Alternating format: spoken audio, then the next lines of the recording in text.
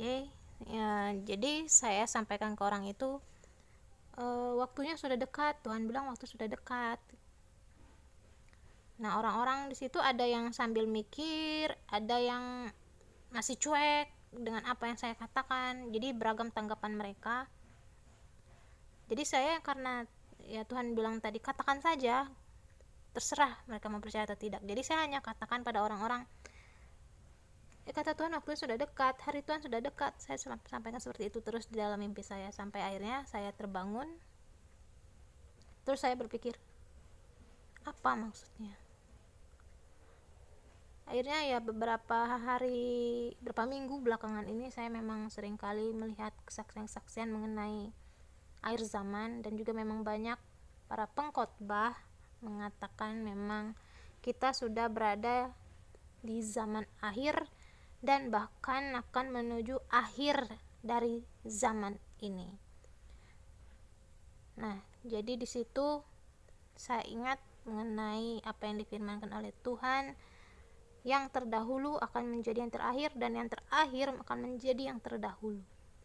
Nah, di situ untuk kita yang sudah kenal dengan Tuhan dari kita lahir, dari kecil juga, apakah sampai hari ini imanmu masih terus bertambah atau kamu mulai makin redup? Sedangkan kita lihat banyak orang yang dulunya tidak mengenal Tuhan, baik yang dia memang sudah agamanya, saya sebenarnya tidak mau membicarakan soal agama ya, karena namanya keselamatan itu bukan soal agama, tapi mengenai rahmat Tuhan sendiri. Karena agama yang seperti saya, Kristen sekalipun, jika dia tidak percaya dengan Tuhan Yesus, percuma saja.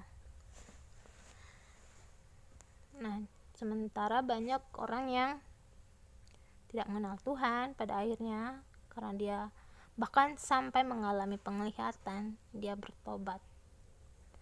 Justru yang seperti itu menurut saya sangat beruntung juga ya, karena orang yang beruntung menurut saya adalah orang yang pada akhirnya sebelum waktu selesai dia menang ya. Dan semoga Tuhan menangkan kita sampai pada hari kedatangannya.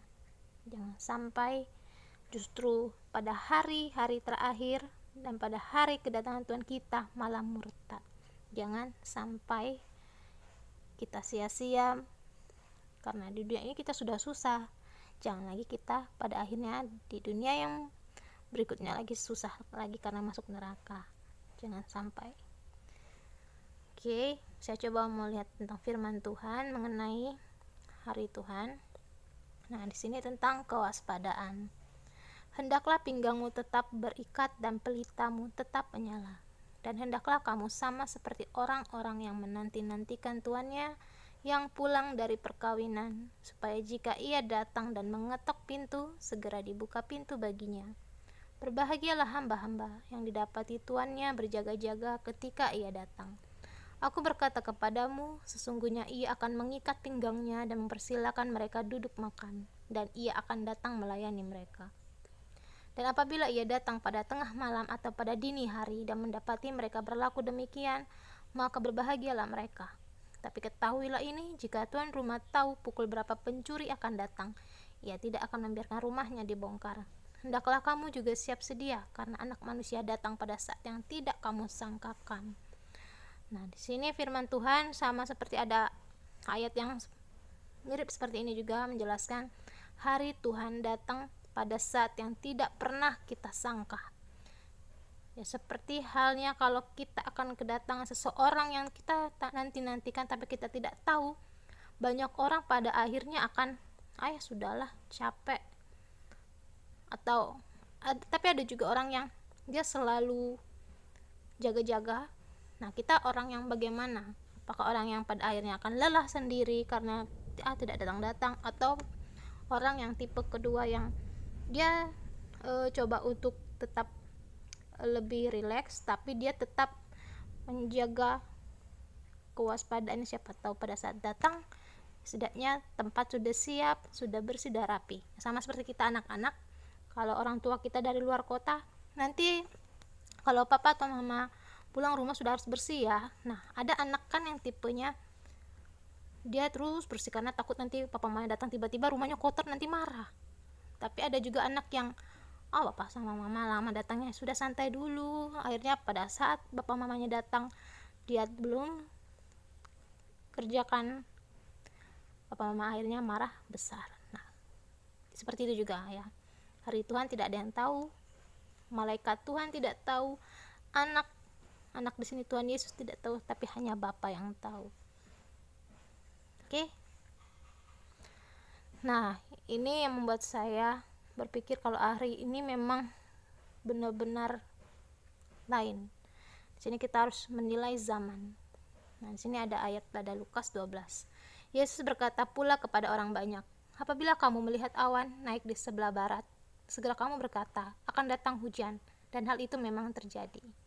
Dan apabila kamu melihat angin selatan bertiup, kamu berkata, hari akan panas terik, dan hal itu memang terjadi. Hai orang-orang munafik, rupa bumi dan langit kamu tahu menilainya. Mengapakah kamu tidak dapat menilai zaman ini?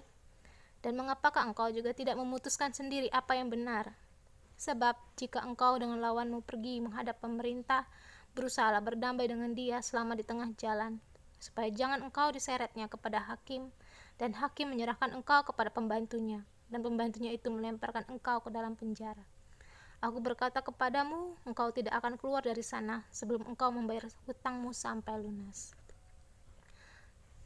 Oke, pada ayat ini kita disuruh untuk menilai zaman. Seperti contohnya, kenapa akhir-akhir ini banyak orang yang menyimpang, melakukan hal yang justru kebalikannya, seperti laki-laki menjadi perempuan, perempuan menjadi laki-laki. Ada yang sudah bagus wajahnya tapi masih mau operasi plastik, akhirnya gagal operasi plastiknya, taunya wajahnya jadi hancur. Dan ada juga orang yang sengaja, ya seperti di luar negeri, ada yang dia membuat perubahan ekstrim pada wajahnya, seperti ada tanduknya, ada taringnya dan sebagainya.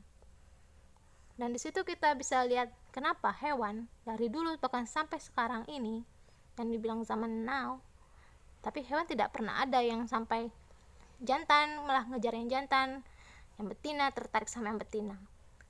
Tapi kenapa hanya terjadi pada manusia?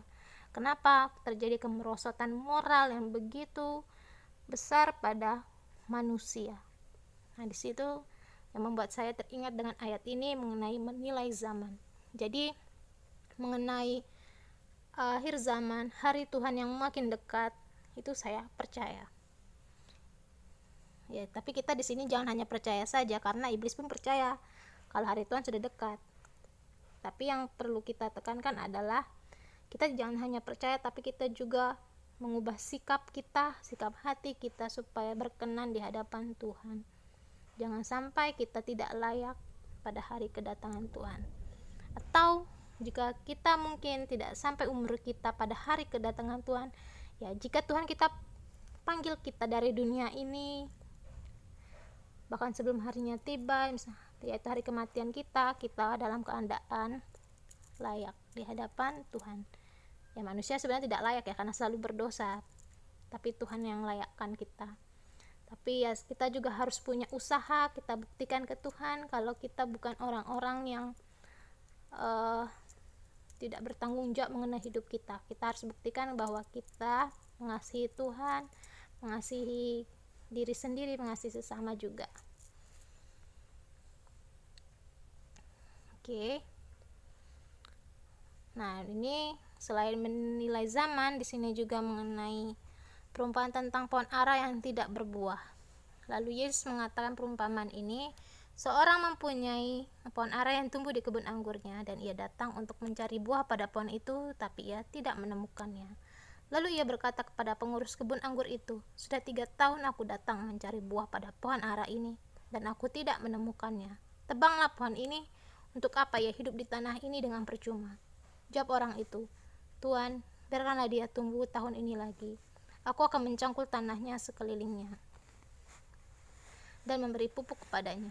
Mungkin tahun depan ia berbuah, jika tidak, tebanglah dia. Oke, di sini mengenai pohon ara.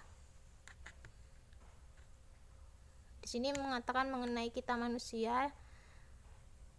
Di sini ada pohon ara, pengurus kebun dan pemiliknya ya. Pohon ara ini diumpamakan adalah kita manusia. Pengurus kebun adalah Tuhan Yesus, dan pemilik kebun adalah Bapa di surga.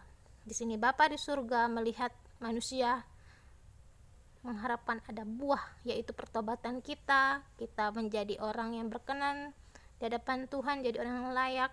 Tapi ketika Bapa melihat kita tidak ada buahnya, sudah selama bertahun-tahun Bapa menantinya, Bapa pun akhirnya marah, tebanglah pohon ini. Artinya sudahlah manusia ini untuk apa ya hidup dengan percuma.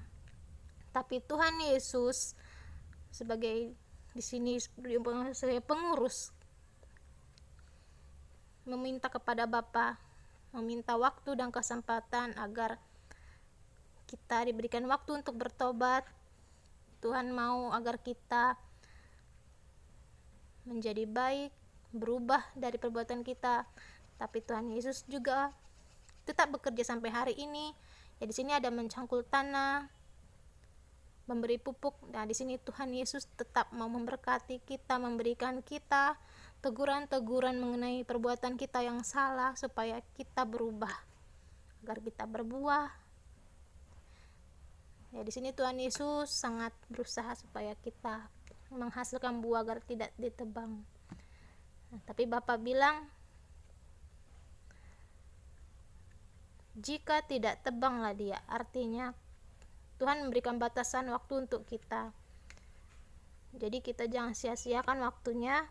Jangan sampai pada waktu yang Bapa tentukan yang kita tidak tahu kapan, kalau Bapa temukan kita tidak juga berbuah, Ia akan menebang kita, dalam artian kita tidak layak di hadapannya. Pada akhirnya kita akan dicampakkan ke dalam perapian yang menyala-nyala. Ya, di sini semoga kita semua pada akhirnya dipenuhi oleh Roh Kudus untuk sadar sebenarnya kita bisa sudah mengalami sendiri. Seringkali kita mengalami kesulitan, kita berdoa dan Tuhan kabulkan, tapi mengapa kita selalu murtad? Yaitu manusia seringkali digoda oleh iblis dan juga kedagingannya. Ya, roh memang penurut tapi daging lemah. Jadi kita harus menguasai diri kita sendiri, nafsu kita, dan juga kita harus berdoa kepada Tuhan, karena pada hari-hari ini kata firman Tuhan, hari-hari ini adalah jahat. Ya, karena roh-roh kegelapan tidak akan mungkin tinggal diam melihat jiwa-jiwa yang selamat, jiwa-jiwa yang bertobat. Pasti si jahat tidak akan suka, dan kita ini seperti direbut. Ya, nah kita mau kemana? Ke Tuhan atau ke neraka bersama si iblis yang akan nanti dihukum sama-sama di neraka. Yang taunya kita di dunia ini saja sudah susah, kenapa kita pilih neraka yang bertambah susah lagi? Ya, kita berdoa semoga Tuhan selalu beri kita perlindungan. Oke, cukup sampai sekian. Saya ucapkan terima kasih. Shalom, Tuhan Yesus memberkati kita semua. Amin.